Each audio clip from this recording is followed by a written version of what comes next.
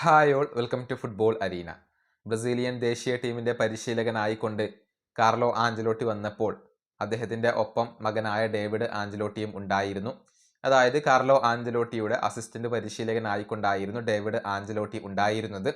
പിന്നീട് ബ്രസീലിയൻ ക്ലബ്ബായ ബോട്ടഫോഗോയെ അദ്ദേഹം ഏറ്റെടുത്തു. മുഖ്യ പരിശീലകനായിക്കൊണ്ട് ബോട്ടഫോഗോയിൽ ഡേവിഡ് ആഞ്ചലോട്ടി ആയിരുന്നു ഉണ്ടായിരുന്നത്. ഇപ്പോൾ അദ്ദേഹത്തിന് അവിടുത്തെ സ്ഥാനം നഷ്ടമായിട്ടുണ്ട്. അതുകൊണ്ട് തന്നെ ഇനിയിപ്പോൾ ബ്രസീലിയൻ ദേശീയ ടീമിലും അദ്ദേഹത്തിന് സ്ഥാനം നഷ്ടമാകുമോ എന്നുള്ളത് ആരാധകർ ഉറ്റുനോക്കിയ ഒരു കാര്യമായിരുന്നു. ഇതുമായി ബന്ധപ്പെട്ട ഒരു അപ്ഡേറ്റ് ഗ്ലോബോ നൽകിയിട്ടുണ്ട്. കാർലോ ആഞ്ചലോട്ടിയുടെ അസിസ്റ്റന്റ് പരിശീലകനായിക്കൊണ്ട് ഡേവിഡ് ആഞ്ചലോട്ടി തുടരും എന്നാണ് ഗ്ലോബോ ഇപ്പോൾ റിപ്പോർട്ട് ചെയ്തിട്ടുള്ളത്.